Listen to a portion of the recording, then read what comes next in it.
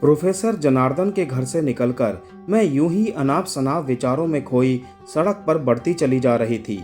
अभी ना जाने स्वयं से क्या क्या बातें करती कि तभी एक सैलून दिखाई दे गया, जिसे देखते ही मन में एक अनोखी योजना पनपी और मैं उस सैलून में प्रविष्ट हो गई। हज्जाम से बोली, मेरा हेयर स्टाइल चेंज कर दो। हज्जाम ने मुझे गौर से देखा, फिर इशारा किया कि मैं उस कुर्सी पर बैठ जाऊं। मैं बैठ गई। फिर 10 मिनट में ही मेरे बालों को उसने एक नया लुक दे दिया। जब मैं उस हज्जाम को पैसा देने लगी तो वो मुझे घूरता हुआ बोला, ना जाने क्यों ऐसा लग रहा है कि मैंने आपको कहीं देखा है, पर कहाँ देखा है बस यही याद नहीं आ रहा। अच्छा हाँ, आज सुबह ही तो मैंने आपकी तस्वीर एक दीवार पर देखी थी। आप तो इतनी भोली और मासूम हैं, भला पुलिस को आपकी ज़रूरत क्यों हो सकती है। ये पुलिस वाले भी कितने कमीने होते हैं, अच्छे भले आदमी को भी अपराधी करार दे देते हैं। हज्जाम ये कहकर हंसने लगा। ये मर्दाना हेयर स्टाइल तो आप पर और भी खिल रहा है मैडम। क्या एक मासूम और हसीन चेहरा भी अपराधी हो सकता है? मुझे क्या पता, लेकिन इतना तो जरूर है, अपराधी कोई भी चेहरा हो सकता है। ये कहते हुए मैंने उसे पैसे दिए और वहां से हवा की तरह निकल गई। अब मैं सड़क पर तेज गति से भाग रही थी, तभी मैं किसी से टकराई और धड़ाम से एक तरफ जा गिरी। संभल कर जब उठी तो देखा एक भारी भरकम मोटी महिला से मैं टकरा गई थी। उसने आगे बढ़कर मुझे उठाते हुए कहा, बड़ी खूबसूरत हो, लगता है कोई तुम्हारा पीछा कर रहा है। अकेली जवान युवती के लिए ये दुनिया अब कहाँ रह गई है। मैं औरत हूँ, इसीलिए मैं तुम्हारा दर्द समझ सकती हूँ। तुम्हें छुपने के लिए आसरा चाहिए तो मेरे साथ चल सकती हो।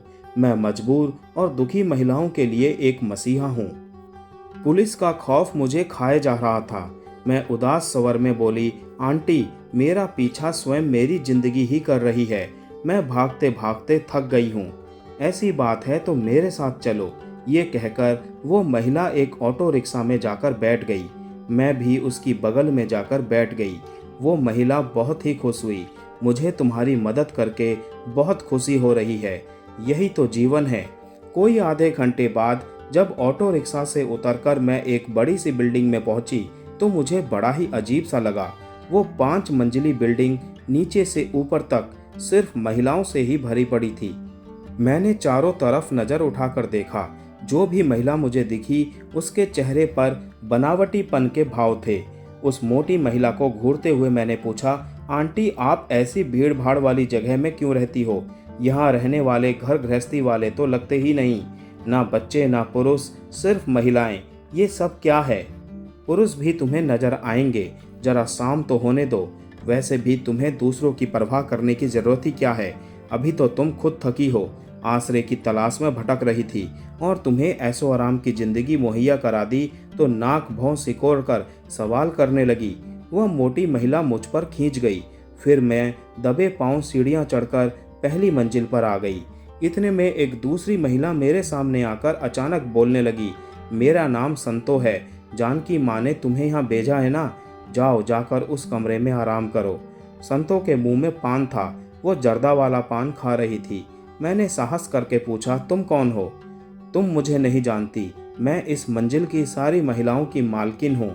तुम नई नई आई हो, इसीलिए मुझसे इस तरह की सवाल कर रही हो। संतो ये कहकर चली गई। मैं चुपचाप कमरे में आ गई, मगर कमरे में आते ही मेरी आंखें आश्चर्य से फटी की फटी रह गई। अरे, यहाँ तो मनोरंजन और जरूरत के सारे सुख साधन मौजूद हैं, लेकिन इन लोगों को मुझसे क्या लाभ हो सकता है जो मुफ्त में मुझे ऐशो आराम की जिंदगी दे रहे हैं। इनका कोई तो मुझसे स्वार्थ जरूर होगा। आजकल दीन दुखियों की मदद बिना लाभ कोई करता ही कहाँ है। संतो तो मुझे बड़ी ही चालाक महिला लगी। यही सोचते हुए मैं पलंग से उठकर सोफे पर आ गई और पास ही में रखे एक चौड़े और लंबे शीशे में अपना चेहरा देखने लगी। इन कुछ दिनों में मेरे चेहरे की रंगत काफी हद तक बदल गई थी।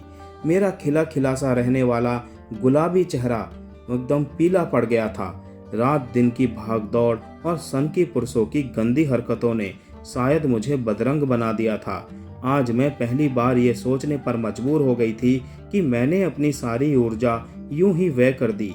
समाज को सुधारने वाला अक्सर घाटे में ही रहता है। लेकिन मैं क्या करूं? मुझसे अन्याय देखा भी तो नहीं जाता।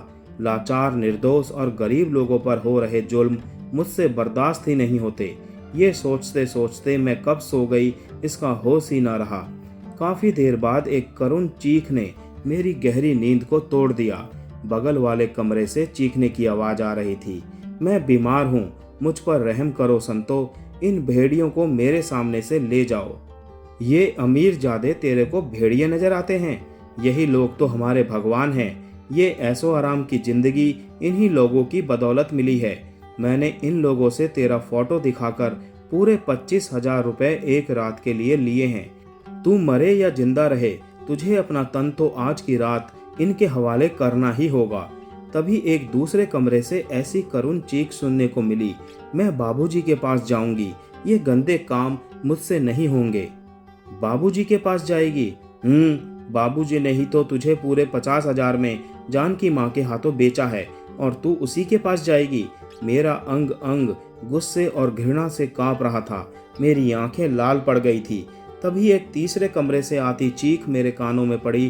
तुम मेरे साथ सहवास करोगे? तुम्हारे मुंह में दांत भी नहीं है, तुम्हारे सिर के सारे बाल सफेद हो गए हैं। मुझे तो देखो, क्या मैं तुम्हारी बेटी की उम्र की नहीं हूँ? क्या तुम अपनी बेटी के साथ सहवास करोगे? मुझे छोड़ दो। ऐसे कैसे छोड़ दूं? पूरे 10,000 दिए हैं। तू बेटी जैसी ही है ना? बेटी तो नहीं है? अरे भला वैश्या भी किसी को रिश्ते से बांधती है? तू तो बड़ी ही सातिरबाज लड़की है। क्या देह का गणित तेरे को नहीं मालूम? देह किसी की भी क्यों ना हो, जब मौके पर उपलब्ध हो तो सारे रिश्ते एक तरफ सरका दिए जाते हैं। और तू तो शरीर का सौदा करने वाली एक वैश्या है। चल इधर आ। बाबूजी, मुझ पर रहम करो। मैं इसके पहले 4 मर्दों से मिल चुकी हूँ, अब मुझ में और हिम्मत नहीं है। अरे चल, मैंने पैसे दिए हैं। ऐसे मैं रहम करने लगा तो मुझे यूं ही लौटना पड़ जाएगा। अचानक आवाज आनी बंद हो गई। शायद वो बूढ़ा आदमी उस मासूम लड़की के साथ सहवास रत हो गया था। मेरे समूचे बदन में झुरझुरी सी दौड़ गई। इसी बीच उत्तर वाले कमरे से इस बार चीख मुझे सुनाई दी तो मैं दरवाजे में आकर खड़ी हो गई। वो औरत घुटती आवाज में कह रही थी, मुझे नहीं चाहिए ये ऐसो आराम। गर्मी की दोपहरी में मैं मिट्टी फोड़कर सूखी रोटी खाकर रह लूंगी, सड़क किनारे बिना छत के ही सो जाऊंगी, लेकिन यह शरीर यानी मांस को बेचने का धंधा मुझे मंजूर नहीं। तो ये पहले क्यों नहीं सोचा तूने? मुझे धोखे से यहाँ मेरा मामा छोड़ गया। मुझे क्या पता था कि ये मांस की खरीद फरोख्त करने वाला शोरूम है। मुझे यहाँ से जाने दो, मैं मेहनत मजदूरी करके अपना पेट पाल लूंगी। ये ऐसे नहीं मानेगी, इसे नंगी कर दो, फिर इसकी पूरे शरीर पर चाकू की नोक से लिख दो कि मैं वैश्या हूँ। ये संतों की आवाज थी। एक महिला होकर भी वो एक महिला के प्रति इतनी कठोर और बेरहम हो सकती है, इसका अंदाजा मुझे नहीं था। महिलाओं का शारीरिक, मानसिक और आर्थिक शोषण महिलाएं ही तो कर रही हैं। यहाँ ही क्यों, हर जगह का यही हाल था। मैं गुस्से से फटी पड़ी सोच रही थी, तो ये एक वेश्यालय है और ये मोटी महिला यानी जानकी माँ एक दल्ली है। मुझे यहाँ छोड़कर नोट बना गई। एक औरत को एक औरत ही दलदल में धकेल गई। ऐसे में भला महिलाओं का उत्थान कैसे होगा? मैं रहूं या ना रहूं, लेकिन इसका मुकाबला अवश्य ही करूंगी। वैश्यालय महिलाओं के लिए सबसे बड़ा धोखा है और वैश्यावृत्ति एक बहुत बुरी लत। यही सोचती हुई मैं कमरे से निकली और उत्तर की तरफ वाले कमरे की ओर दबे पांव बढ़ गई। मैं जब कमरे में घुसी तो आश्चर्य का कोई ठिकाना ना रहा। उस महिला को 2 वर्दीधारी सिपाही नंगा करके उसकी देह पर चाकू की नोक से मैं वैश्या हूँ लिखने में मशगूल थे। वो दर्द और पीड़ा से सिर्फ छटपटा रही थी। चीख चिल्ला तो वो सकती ही नहीं थी, क्योंकि उसकी मुंह में साड़ी का टुकड़ा ठूंसा हुआ था। उसकी आंखों से आंसू बह रहे थे। दोनों सिपाही ड्रैकुला से भी कहीं अधिक खतरनाक और खूंखार लग रहे थे। मैंने सोचा, मुझे इन पर अचानक ही वार कर देना चाहिए। युद्ध में विजय उसी की होती है जो पहले वार करता है। मैंने आहिस्ता से अपने कमर से पिस्तौल खींच लिया, जिसे मौका पाकर मैं प्रोफेसर जनार्दन की जेब से उड़ा लाई थी। पिस्तौल लोडेड था। मैंने पिस्तौल को बड़े ही प्यार से चूमा और एक की कनपटी पर टिकाते हुए घोड़ा दबा दिया। फिर बड़ी फुर्ती से दूसरे की कनपटी पर पिस्तौल का अगला सिरा टिकाते हुए बोली, यही है तुम्हारी मर्दानगी? वैश्यालय में आकर बेबस और बेसहारा महिलाओं से खूनी खेल खेल रहे हो। मेरे ये कहते ही वो मेरी तरफ बाज की तरह झपटा, लेकिन तब तक गोली चल चुकी थी। अब मैंने भागकर संतों का पीछा किया और सीढ़ियों तक पहुंचते पहुंचते उसे भी गोली मार दी। वो भी वहीं लुढ़क गई। ये बुराई पर अच्छाई की जीत थी। अब जिसको जो समझना है समझे।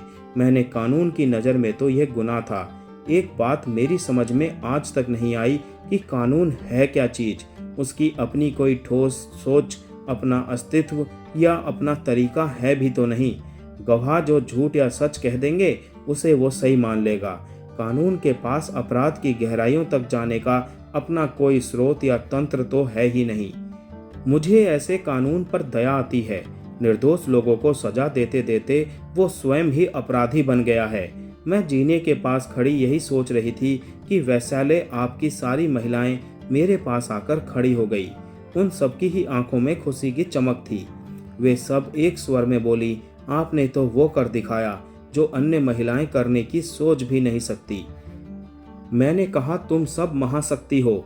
इस तरह से स्वयं को जलील कराना और अपनी देह के साथ बलात्कार करवाना अच्छी बात नहीं है। तुम सब आज़ाद हो। अपना जीवन मेहनत मजदूरी करके पूरी आज़ादी के साथ जी सकती हो।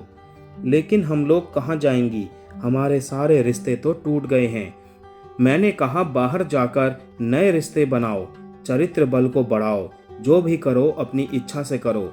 मैंने एक चिंगारी जला दी है, उसे आग की शक्ल में डालना अब तुम सबका काम है। इतना कहकर मैं उस वैश्यालय की सीढ़ियां उतरने लगी। लगभग 200 महिलाएं भी मेरे साथ सीढ़ियां उतर रही थी। मेरे हाथ में पिस्तौल था। मेरा चेहरा सामान्य नहीं था। मैं अभी भी गुस्से में भरी हुई थी। अगले ही पल मैं सड़क पर आ गई। आज़ादी की हवा दोस्तों किसे अच्छी नहीं लगती, उसमें बड़ा ही दम होता है। बाहर की हवा ने उन्हें इतना साहसी बना दिया कि वे एक एक करके मुझे धन्यवाद देती हुई जहां मन किया वहां चली गई। लेकिन मैं वहीं खड़ी खड़ी सोच रही थी, जो काम मैंने किया है, क्या कानून या पुलिस वाले ये काम वर्षों में भी कर पाते? पुलिस सबूत मांगती, कानून गवाह मांगता, फिर भी इन 200 महिलाओं के साथ कोई न्याय नहीं होता। मैं ये सब सोच ही रही थी कि तभी मुझे याद आया, अरे मैं तो पुलिस हिरासत से फरार एक मुजरिम हूँ। मुझे इस तरह खुले आकाश के नीचे खड़ा नहीं होना चाहिए। फिर मैं आगे बढ़ती जा रही थी। तभी मेरी निगाह एक मसाज सेंटर पर जा ठहरी। मैंने सोचा क्यों ना यहाँ बदन की मालिश करा लें। लेकिन जब अंदर पहुंची तो एक पुरुष ने मेरा स्वागत करते हुए कहा, हाँ मैडम, तो आपको मसाज कराना है? ठीक है, उस कक्ष में जाकर लेट जाइए। उसने इशारा किया तो मैं उस कक्ष में जाकर लेट गई। लेकिन वहाँ मुझे ये देखकर बड़ी हैरानी हुई कि औरत की मालिश पुरुष कर रहे थे और पुरुषों की मालिश स्त्रियां कर रही थी। तभी एक 35 वर्षीय तगड़ा सा मर्द मेरे नज़दीक आकर खड़ा हुआ। कपड़े उतार दीजिए मैडम। मैंने झिझकते हुए पैंट उतारी और कहा, मुझे सिर्फ अपनी टांगों की मालिश करवानी है। आओ मेरी टांगों की मालिश करो। मेरे ये कहते ही वो मर्द खींच गया। मैडम, आप मालिश करवाने आई हैं या पैर पुजवाने? मैं महिलाओं की टांगों की मालिश नहीं करता। तो क्या उनके वक्सों की मालिश करते हो? ये कहती हुई मैं पैंट पहनने लगी। फिर उस कमरे से बाहर आकर बगल वाले कमरे में चली गई। वहाँ एक महिला एक पुरुष की देह की मालिश करते करते सहवासरत हो गई थी। मालिश संभोग में बदल गई थी। मैं वहाँ से दूसरे कमरे में पहुंची तो देखा एक पुरुष महिला के स्तनों को चूस रहा है और उसकी मालिश भी कर रहा है। मसाज सेंटर के नाम पर वैश्यावृत्ति। मैं ये देखकर ही कांप गई। आखिर सबको हो क्या गया है? मैं बुदबुदाती हुई उस मसाज सेंटर के मालिक के केबिन में जैसे ही घुसी, वो घबरा कर उठ खड़ा हुआ। आपने मालिश करवा ली? मालिश नहीं, सहवास कहो। यहाँ कौन किसकी मालिश कर रहा है? महिलाएं पुरुषों की मालिश करे या पुरुष महिलाओं की मालिश करे? आखिर शोषण तो महिलाओं का ही होना है। पुरुषों के दिमाग को मानना पड़ेगा। नित नई महिलाओं का उपभोग करने के लिए वे कोई ना कोई नायाब तरीका ढूंढ ही लेते हैं। मसाज के बहाने वैश्यावृत्ति का धंधा तो खूब फल फूल रहा है। आपकी कमाई भी अच्छी खासी हो रही है। मैं ठीक कह रही हूँ ना? क्या आपको पसंद नहीं आया मैडम? यहाँ जो महिला आ जाती है वो बड़ी मुश्किल से जा पाती है और आप तो हमारा सारा राज जान चुकी हैं। आपको तो अब हम किसी भी कीमत पर खो नहीं सकते। ये कहकर वो मेज की दराज की ओर हाथ बढ़ाने लगा। मैंने उससे पहले ही पिस्तौल उसकी ओर तान दी। मिस्टर, अलविदा। तुम एक ऐसे वैश्यालय का संचालन कर रहे हो जो धीरे धीरे पूरे समाज को ही वैश्या बना देगा। तुम्हें मैं चाहकर भी जिंदा नहीं छोड़ सकती। ये मेरी सबसे बड़ी मजबूरी है। मेरे शब्द खत्म होते ही गोली चल गई। गोली उसके सिर में लगी थी। मैं वहां से बाहर आई और एक ऑटो रिक्शा पर बैठते हुए बोली, मुझे जल्दी रेलवे स्टेशन छोड़ दो। अच्छा मैडम, कहते हुए ऑटो चालक ने ऑटो स्टार्ट कर दी। दोस्तों, अपनी कहानी का ये भाग मैं यहीं समाप्त करता हूँ। इसके अगले और 15वें भाग के लिए आप अगला वीडियो जल्दी से जल्दी देख डालिए। तो मिलते हैं नेक्स्ट वीडियो में, तब तक के लिए आप सभी को tata bye bye, take care.